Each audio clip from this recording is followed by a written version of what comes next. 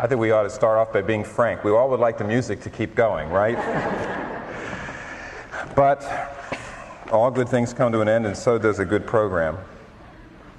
I would like to talk to you tonight, and after I'm done with my explanation of the Christian faith, there's going to be a musical interlude, and then we have a mic here and a mic here. And after that musical interlude, we're going to have, hopefully, about 15-20 minutes in which if you have questions you'd like to ask me, come on down and use the mic. Now, obviously, if you get down here, I'll be able to hear you. The reason for the mic is so that everybody else can hear the question. And we'll have 15-20 minutes at least in which you can come and talk back to me. What I'd like to present this thesis.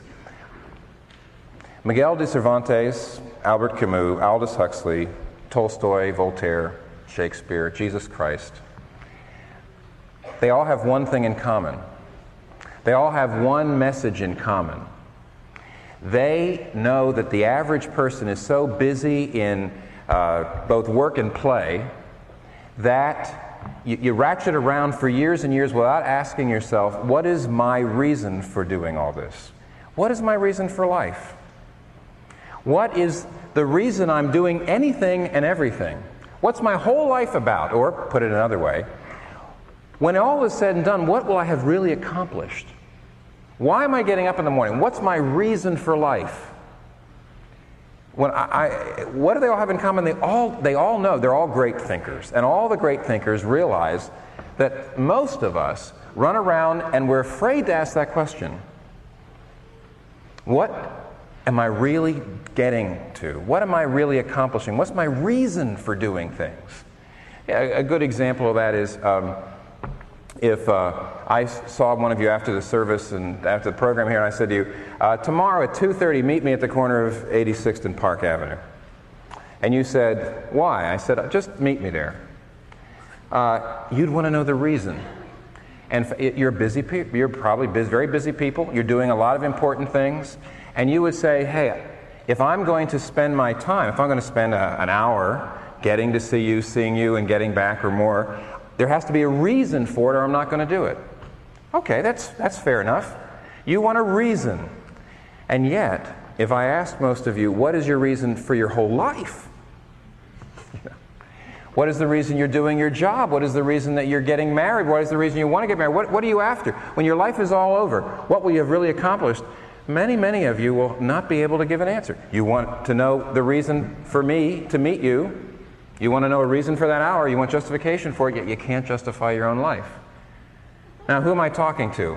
I'm talking to people in general because that's the message of the great thinkers. Let me give you a quick example of this. Tolstoy. I've got a series of quotes here. They're long quotes. You know why? Because it's Tolstoy. All right? 1879, Tolstoy wrote his Confessions, somewhat near the end of his life. And he talked about a huge crisis that he had in his life when he was about 50 years old. And he says this. He had been actually living quite a life. He was very famous. He was very influential. He was really quite well off. And he'd been caught up in celebrity wealth activities and so on. And suddenly he just crashed. Wasn't a midlife crisis. You might have said it was depression. But it wasn't because of the particular circumstances of his life. He crashed and got depressed because he had time to stand back and look at the general circumstances of human life. And he writes this. He says, the question brought me to the edge of the abyss when I was 50 years old. And the question is this. What will come of what I do today and tomorrow? What will come of my entire life? Or, expressed differently, why should I live? Why should I wish for anything or do anything? Or, to put it another way, is there any meaning in my life that will not be destroyed by my inevitably approaching death? And then he goes on, my deeds, whatever they may be, will be forgotten sooner or later, and I myself will be no more. Why then do anything? I therefore could not attach a rational meaning to a single act of my entire life. The only thing that amazed me was how I had failed to realize this from the very beginning. How can anyone fail to see this? That's what is amazing. I'm still quoting Tolstoy now, okay? It's not me. I'm not trying to... Okay? how could anybody fail to see this? He says, I was 50 years old before I sat down and said, I can't attach any meaning to what I'm doing. I've never sat back and thought, what good is it going to do? Okay. Let me keep going. That's what is amazing. It's possible to live as long as life intoxicates us. But once we're sober, we cannot help seeing it's all a delusion. There's nothing funny or witty about it at all. It's only cruel and stupid. Now somebody says, Tolstoy, an artist, gloomy. Go ahead. You can call him names if you want, but you're not refuting his logic, I see. He says, if I'm going to die, and if this life is all there is, life means nothing. Because no matter what I do, it won't make any difference. I'll be forgotten. Now you say, Tolstoy, what do you mean he'll be forgotten? He will be forgotten. He won't be forgotten as fast as you and me. But he will be, and he realized that. And he says, it's not funny. At the end of Cheers, the last episode of Cheers, the last 10 minutes, there's a place where they're all sitting around the bar, and Fraser says, some people think that all life is an accident, and therefore all existence and everything that we do is meaningless. And I think somebody says, there's a cheerful thought, and everybody laughs, Tolstoy says it's not funny. He says, you're still intoxicated. You're still so busy you don't want to ask the question, what is the reason for my life? What is my life about? Because, he says, the question will bring you to the abyss. That's Tolstoy. But frankly, I could go on with a lot of other quotes, and I won't, to show you that that's really the mark of the great thinkers. They say, stop ratcheting around. Stop being so busy. And stand back and say, what am I really living for? Now, there's a lot of answers to that possible question. I would like to give you the main one that modern people, especially modern people in New York, have given to that question. What are you living for? Now, the main answer that modern people in a place like New York give is, I'm living to be free. I'm living to follow my heart. I'm living to find what I want to do and do it with all my might. Now, that's not the only answer. There's plenty of other ways to answer. But what I'm going to do is I'm going to just take that for the next few moments and try to show you that that is an untenable position. And I'd like to reason with you this way. Now, this is a little complicated. I found that New Yorkers would rather get lost in a discussion than have their intelligence insulted. I found people out in the rest of the world are kind of the other way around. They'd rather follow you. New Yorkers would rather you say, go ahead, push me. Okay. The argument goes this way. You want freedom? The great thinkers, Camus, Sartre, other people like that, I'm going to give you a little list here. All the great thinkers will say, if you want absolute freedom to live your life the way you want, you have got to admit the utter meaninglessness of life. If you want complete freedom, you must face utter meaninglessness. That's the first point. Then my second point is going to be, nobody can live that way. Nobody can live that way. To really believe that life is meaningless gets you into convolutions that are emotional, convolutions that are psychological, convolutions that are logical, convolutions that are philosophical, and you can't even live that way. Because life does have meaning, and both freedom and meaning are found in Jesus Christ. That's the argument. Let me push it. First, the average person says, yes, that's what I'm living for. I'm living to be free. I'm living to be free. I can believe in God. I can't believe in God. I don't know what I believe in God, about God, but the one thing I believe in is that I have got to be free. I've got to be free to do what my heart calls me to do. Nobody can do that for me. Nobody can tell me how to live. Now, the person the thinker, I think, who's the most brilliant at analyzing the ramifications of this whole position, this whole idea, is Albert Camus. And a book I had to read when I was a freshman in college was The Myth of Sisyphus. Recently we've had a spy scandal, the upper reaches of the CIA. Well, in Greek mythology there was a very, very ancient spy scandal. This has been a problem that's gone on for a long time. Sisyphus was caught giving secrets, celestial secrets, to mortals. And so they caught him. The gods caught him, you see. So this is a problem that's been going on for a long time. And what they did to Sisyphus is something that I think the Justice Department should take notes on. What they did to Sisyphus was incredible. They put him in a position where all day long he had to roll a rock up a huge hill. All day long he'd roll it and roll it and roll it, and just before he got to the top, 10 feet from the top, always, every day, at the end of every day, the rock would full back, no matter what he did, and roll back to the base of the hill, and the next day he had to turn around and start rolling it back up again and go on endlessly and endlessly and endlessly forever. Now, I think if the Justice Department's going to do that, they need to update a little bit. My suggestion is that you chain a person to a personal computer, that you make this spy, in this case, make the man, I guess it's only the man, right? Not the man and the woman, but anyway, you make the man do data entry, data input, all day. And at 10 minutes before quitting time, every day, the computer crashes. And next day you have to do it again. Start with page 1. But the point of the myth and the joke, hell is having to execute a pointless act from which nothing ever comes. Hell is having to execute a pointless act from which nothing ever comes except the need to do it again. That's hell. And in the myth of Sisyphus, Albert Camus is honest enough to say this. He says, we modern people believe in absolute freedom. Many of us don't believe in God at all. Many of us don't believe in a God that you can know. In other words, modern people generally either believe in no God or they believe there's no God you can really know.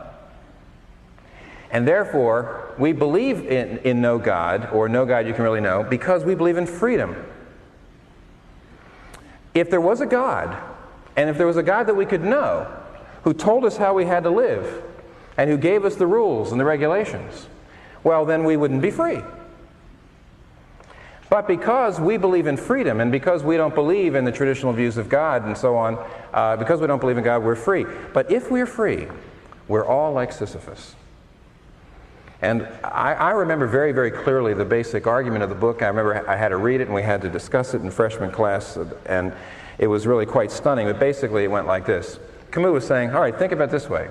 Once you realize that you're free, because this life is all there is, there's no heaven, there's no hell, there's no eternal being and so on, you have to realize then that nothing you do makes any difference.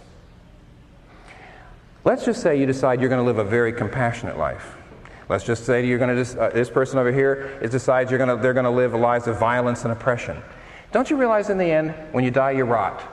Ah, yes, well, but your deeds live on. Yeah, for a little while. But don't you realize the 3 or 4 billion years in which organic life is going to live on this planet is just an eye blink. Just a infinitesimal moment in relationship to the oceans of dead time that precede and that come after. In the end, the universe is going to burn up. In the end, nothing is going to make any difference. See, this is what Tolstoy realized. In the end, what you do and how you live makes not one whit of difference. To live a good life, to live a bad life, it doesn't matter. If the Titanic's going down and everybody aboard is about to die, does it really matter whether you go down hugging or mugging? What difference does it make? What difference does it make to you or the person you're mugging? Who cares? We're about to die in 5 minutes. Give me your wallet. What's the guy going to say? He says, what a tragedy. This is my entire life savings. No, what's he going to say? Here, have the wallet. Stab me while you're at it. And Camus says, don't you know what that is? Don't you realize, okay, if it's true that whether you're hugging or mugging 5 minutes before you die, you see, if you're about to die in 5 minutes, hugging or mugging makes no difference. In other words, your life becomes meaningless. But don't you realize you're going to die in 5 minutes, so to speak, anyway. And so will the whole world, and so will the whole universe, and so will the whole civilization. We're all Sisyphus, says Camus. If you want freedom, total freedom, you have a meaningless life. Simple as that. Bertrand Russell put it this way: we're the product of causes that had no provision of the end they were achieving. That is, Our origin, our growth, our hopes and fears, our loves, our beliefs are all but the outcome of the accidental collocation of atoms. All of our labors, all of our devotion, all of the genius are destined to extinction in the vast death of the solar system. Only within the scaffolding of these truths, only on the firm foundation of unyielding despair, can the soul's habitation be safely built.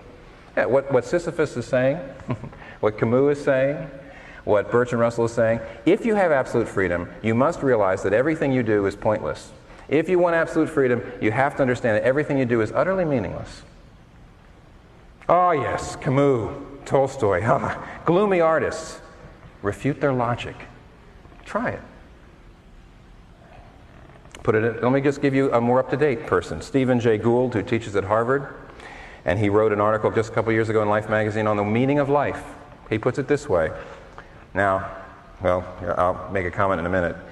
He says, we are here because one odd group of fishes had a peculiar anatomy that could transform into legs for terrestrial creatures. And we're here because comets struck the Earth and wiped out dinosaurs, giving mammals a chance they would not otherwise have had available. And therefore, thank your lucky stars in a literal sense. Because the Earth never froze entirely, we are here. Because the Earth never froze entirely during an ice age. We are here because a small and tenuous species arising in Africa 250,000 years ago has managed to survive by hook and especially by crook. We may yearn for higher answers. Good writing, isn't it? But none exists. We may yearn for a higher answer, but none exists. This explanation, though superficially troubling, if not terrifying, is ultimately liberating and exhilarating. We cannot read the meaning of life passively as in the facts of nature. We must construct the meaning of life ourselves from our own wisdom and ethical sense. There is no other way. See, just like Camus, it's liberating. The only way to be free, the only way to say I can do whatever I want, I am my own master, is to admit everything is meaningless. The trouble is, and let me read one more before I move to the second point. See, my first point is, you want freedom? You want to say, well, I don't know if there's a God, or I don't know that there's a God I can know. There's no God that I have to submit myself to and obey. The argument is, you have to admit that everything you do, every statement you make, every action you take, every choice is meaningless and insignificant. Stephen Jay Gould says this is superficially troubling, but liberating, which means I can do whatever the heck I want. But that's dishonest. Just as I make transition to the next point, let me read you a much more honest statement dealing with the same data by the famous author Aldous Huxley. See, Stephen Jay Gould says it sounds terrifically noble, but now listen. Huxley says in his book, Ends and Means, he said, I had motives for not wanting the world to have meaning. Consequently, I assumed that it had none and was able without much difficulty to find satisfying reasons for this assumption. The philosopher who finds no meaning in this world is not concerned exclusively with the problem of academics. The philosopher who finds no meaning in this world is also concerned to prove that there's no valid reason why he should not personally do as he wants to do, or why his friends should not seize political power and govern in the way that they find most advantageous to themselves. For myself, the philosophy of meaninglessness was essentially an instrument of liberation, sexual and political. Don't you see what he's saying? At least he's being honest. We know what we're talking about here. He says, look, you come to urban America, you come to college here, you come to work here, and you say, finally, I can really swing. I'm away from middle America, I can do what I want, you see. You want to be included. This is not a matter of just academics, like he says. He says, you look at the big issues. Is there a God? Is there meaning? Is the Bible true? Is there a revealed way in which I should live? Should I be submitting? And you know, you go to Religion 101, you go to philosophy classes, you read books, and you think, as Huxley says, you're being objective. You're not. No. He says, I wanted to be liberated, therefore I had to adopt the philosophy of meaninglessness. And even Camus admits that. He says, we can't believe in a God. We have to believe in meaninglessness. Otherwise, I wouldn't be free. But let me tell you something else that happens. You know, really what Huxley's saying is, I would rather choose hopelessness because I would rather rule in hell than serve in heaven. I'd rather be Sisyphus than Moses. Now, the first point, you see it? Somebody says, you haven't proved a thing. You haven't proved a thing. I can tell. You're up there trying to make this Christian religion palatable, and all you've done is made me feel worse about my position. Okay. I feel worse. You've done a little bit of a number on me. I see that now everything is meaningless. All right, but so it is. So what? How do you know that that's just not the case? And I guess the answer would be this. There is no way that you can live on the basis of your worldview. Listen, how are scientific theories justified? How are they proven? It used to be, in days of past, they used to say, well, you prove scientific theories through investigation and observation. Observable phenomenon, that's the way. Well, that's not true. Nobody's ever observed an atom. Nobody's ever observed an electron, a quark.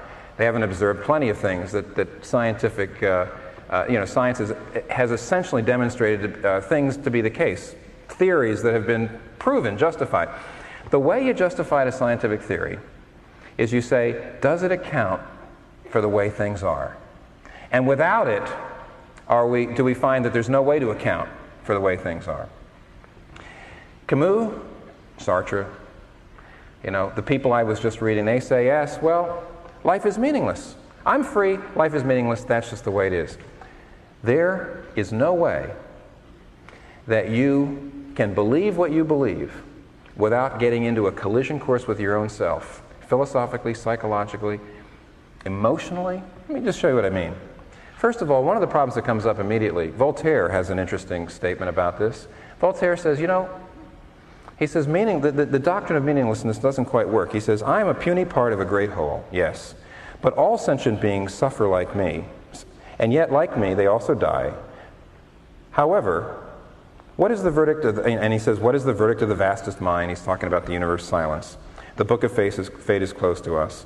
Man is a stranger to his own research. He knows not whence he comes, nor whither he goes. Tormented atoms in a bed of mud. Boy, that's a great line. That's what you are. Tormented atoms in a bed of mud, devoured by death, a mockery of fate. But then he says, but all things, all living things suffer like me and also die, but I'm the only one that's bothered by it. He says, we're such a puny part of the universe, and I'm the only one. Why do human beings get so bothered by the idea of meaninglessness? Why do we get so upset about it? I look at my cat. She's a sentient being. She's a very puny part of the whole. Doesn't seem to bother her like it bothers me. We're supposed to be the most informed of the species. It bothers us. Why? Why is it that when I say life is meaningless, there's a part of you, the emotional part, that says, no. But if you want to be absolutely free, the intellectual part of you has to say, yes, I guess that's true. Don't you see already? Intellectually, you're on a collision course with what you know. Life can't be meaningless. There is purpose. Well, you say you haven't proven it. Let me go a little further. One of the big problems of this whole thing is on the basis of the view you've got. You want to be free, you've got to believe everything is meaningless, and yet you can't live that way. Do you realize, for example, this means that nothing is absolutely wrong? If I say, is rape always wrong? Well, yes, you say it's always wrong. What do you mean it's always wrong? Where do you get this idea of being wrong? Where do you get the whole idea of right and wrong? It's totally subjective. Maybe you can say it hurts, but how can you say it's wrong? Is violence always wrong? Well, I don't know. Is oppression always wrong? I don't know. Yes, you do. But you see, you don't have a basis for saying so. Sartre had one little maxim. It is forbidden to forbid. It's a great maxim. I mean, at least, when you're new in college, you get a hold of that one. And you say, look at that. Life is meaningless. We're free. Authentic freedom, you see. Existentialism, right? Existence precedes essence. I can construct who I want to be. I live in absolute authentic freedom. The only thing that's forbidden is to forbid. Wait a minute. You said you can't forbid anything. How can you forbid me to forbid? On what basis do you say that I should be forbidding? I shouldn't forbid you. When somebody comes up to and says, all religions are relative. All truth is relative. You can't say that your religion is right, so you must stop trying to convert people. And what's the answer to that? Say, you're trying to convert me. What do you mean? You're insisting that your view of truth, that all truth is relative, is right. And you don't want me to try to convert people. You think that's a very bad thing. Where do you get the idea of bad? You say you shouldn't forbid anything except to forbid, but you can't forbid me to forbid.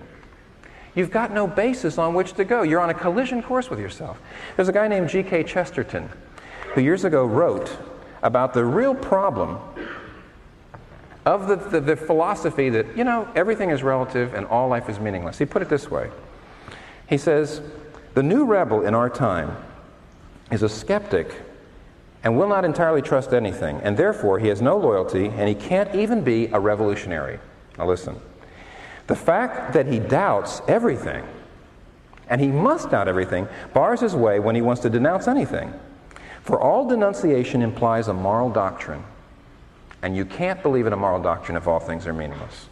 The modern revolutionary doubts not only the institution he denounces, but the doctrine of moral truth by which he denounces it. As a politician, he will cry out that war is a waste of life, yet as a philosopher, he has to admit that all life is a waste of time. A Russian philosopher denounces a policeman for killing a peasant, and then in his other writings proves that by the highest philosophical theory that the peasant should have killed himself. A scientist goes to a political meeting where he complains that we are treating native peoples as beasts, and then he goes to a scientific meeting where he proves that we are beasts. In short, the modern revolutionary, being an infinite skeptic, which he must be, is always engaged in undermining his own minds. In his book on politics, he attacks persons for trampling on morality, but in his book on ethics, he attacks morality for trampling on persons. Therefore, the modern rebel has become practically useless for all purposes of revolt.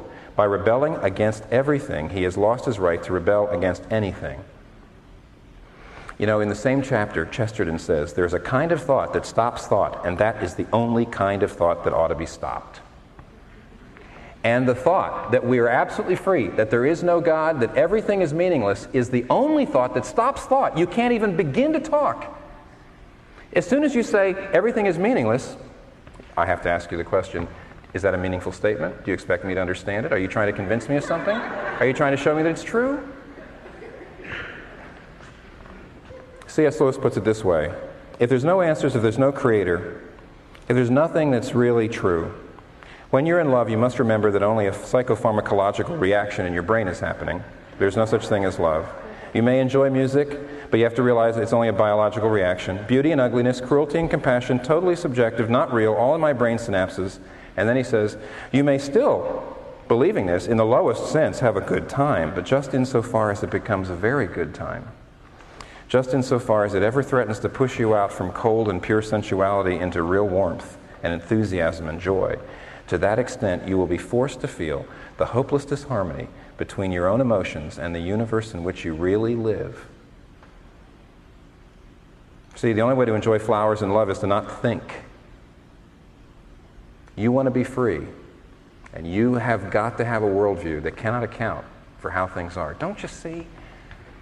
If you start with a premise, I'm free and there's really no God or no God you can know, and on the basis of the premise, you have to conclude there's no such thing as evil when you know there is such a thing as evil. You have to conclude there's no such thing as love when you know there's such a thing as love. You have to conclude that human beings are no different than rocks when you know there's a difference between human beings.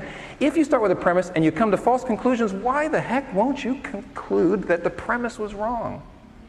Why not think about the premise? Why not go back to it? That never happened to me before. Well, actually, it's never happened to me before in a white church, I must admit, but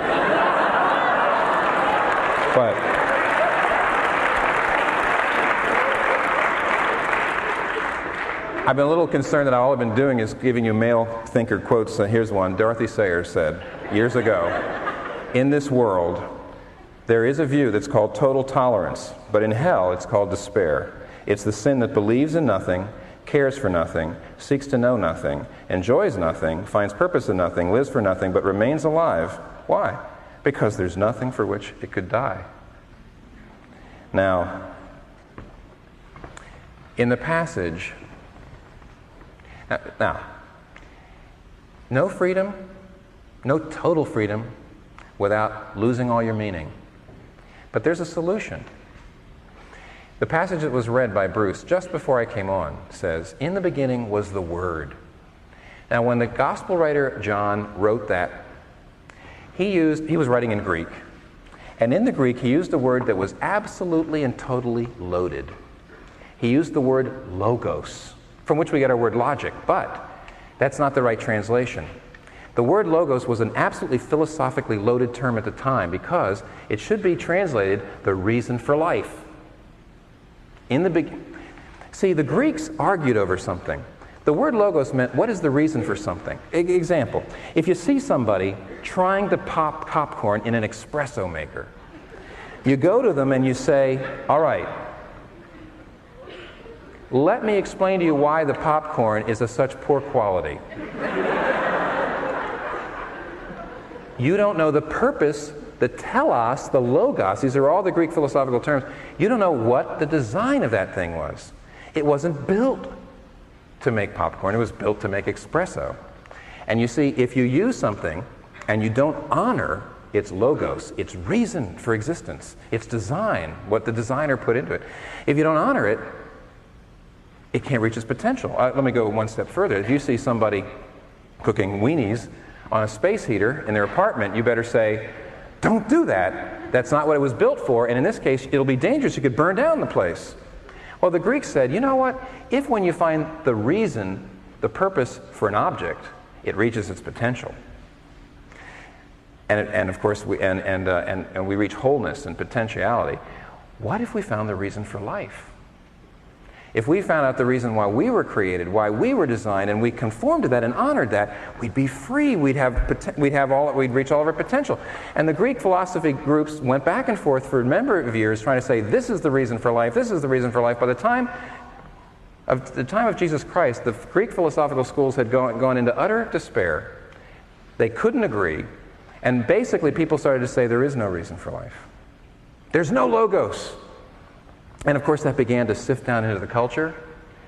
Because you see, when there's no reason for life, when everything is meaningless, the culture falls apart because you start to say, who's to say what's right and wrong? Why make a contribution? Why love my neighbor? And along comes John. And he drops this unbelievable bombshell and he says, there is a logos. If there's a design, there's a designer. We know there's a design. And if there's a designer, the logos has come. I can show you what the reason for life is, but it's not an abstract philosophical principle. It's a person.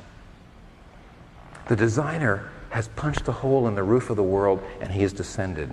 And you were built not just to honor some philosophical principle, but you were built to know and love this divine personage.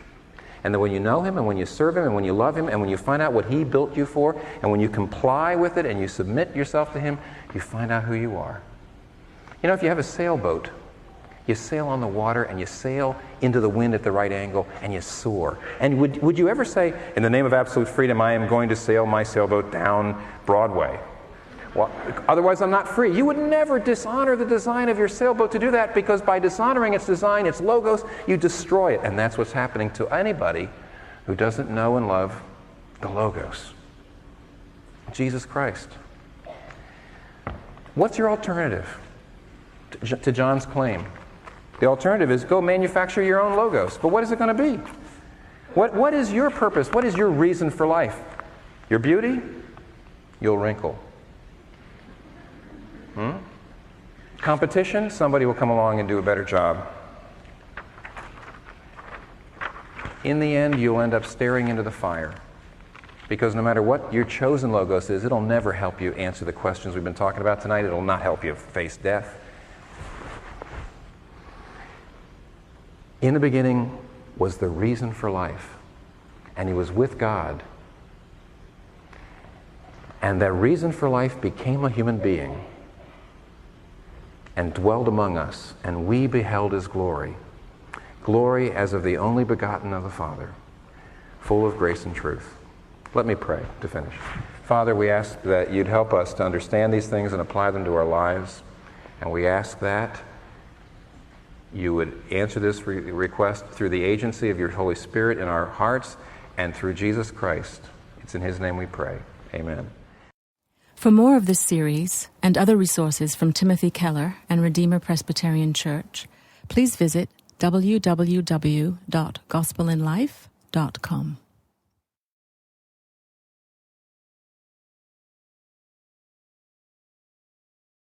He had in his life when he was about 50 years old. And he says this. He had been actually living quite a life. He was very famous. He was very influential. He was really quite well off. And he'd been caught up in celebrity wealth activities and so on. And suddenly he crashed, just crashed. Wasn't a midlife crisis. You might have said it was depression, but it wasn't because of the particular circumstances of his life. He crashed and got depressed because he had time to stand back and look at the general circumstances of human life. And he writes this. He says, "The question brought me to the edge of the abyss when I was 50 years old. And the question is this: what will come of what I do today and tomorrow? What will come of my entire life? Or, expressed differently, why should I live? Why should I wish for anything or do anything? Or, to put it another way, is there any meaning in my life that will not be destroyed by my inevitably approaching death?" And then he goes on, "My deeds, whatever they may be, will be forgotten sooner or later, and I myself will be no more. Why then do anything? They know that the average person is so busy in both work and play that you ratchet around for years and years without asking yourself, what is my reason for doing all this? What is my reason for life? What is the reason I'm doing anything and everything? What's my whole life about? Or, put it another way, when all is said and done, what will I have really accomplished? Why am I getting up in the morning? What's my reason for life?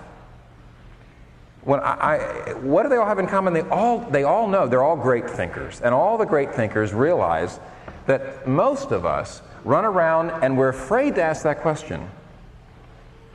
What am I really getting to? What am I really accomplishing? What's my reason for doing things? Yeah, a good example of that is if I saw one of you after the service and after the program here, and I said to you, tomorrow at 2:30, meet me at the corner of 86th and Park Avenue. And you said, why? I said, just meet me there. You'd want to know the reason. And you're busy people. You're probably very busy people. You're doing a lot of important things. And you would say, hey, if I'm going to spend my time, if I'm going to spend an hour getting to see you, seeing you, and getting back or more, there has to be a reason for it or I'm not going to do it. Okay, that's fair enough. You want a reason. And yet, if I ask most of you, what is your reason for your whole life? What is the reason you're doing your job? What is the reason that you're getting married? What is the reason you want to get married? What are you after? When your life is all over, what will you have really accomplished? Many of you will not be able to give an answer. You want to know the reason for me to meet you. You want to know a reason for that hour. You want justification for it, yet you can't justify your own life. Now, who am I talking to? I'm talking to people in general because that's the message of the great thinkers. Let me give you a quick example of this. Tolstoy. I've got a series of quotes here. They're long quotes. You know why? Because it's Tolstoy. All right? 1879, Tolstoy wrote his Confessions, somewhat near the end of his life. And he talked about a huge crisis that he... I think we ought to start off by being frank. We all would like the music to keep going, right? But all good things come to an end, and so does a good program. I would like to talk to you tonight, and after I'm done with my explanation of the Christian faith, there's going to be a musical interlude, and then we have a mic here and a mic here. And after that musical interlude, we're going to have, hopefully, about 15-20 minutes in which if you have questions you'd like to ask me, come on down and use the mic. Now, obviously, if you get down here, I'll be able to hear you. The reason for the mic is so that everybody else can hear the question. And we'll have 15-20 minutes at least in which you can come and talk back to me. What I'd like to present this thesis. Miguel de Cervantes, Albert Camus, Aldous Huxley, Tolstoy, Voltaire, Shakespeare, Jesus Christ. They all have one thing in common. They all have one message in common. Therefore, could not attach a rational meaning to a single act of my entire life. The only thing that amazed me was how I had failed to realize this from the very beginning. How can anyone fail to see this? That's what is amazing. I'm still quoting Tolstoy now, okay? It's not me. I'm not trying to, okay? How could anybody fail to see this? He says, I was 50 years old before I sat down and said, I can't attach any meaning to what I'm doing. I've never sat back and thought, what good is it going to do? Okay. Let me keep going. That's what is amazing. It's possible to live as long as life intoxicates us. But once we're sober, we cannot help seeing it's all a delusion. There's nothing funny or witty about it at all. It's only cruel and stupid. Now somebody says, Tolstoy, an artist, gloomy. Go ahead. You can call him names if you want, but you're not refuting his logic, I see. He says, if I'm going to die, and if this life is all there is, life means nothing. Because no matter what I do, it won't make any difference. I'll be forgotten. Now you say, Tolstoy, what do you mean he'll be forgotten? He will be forgotten. He won't be forgotten as fast as you and me.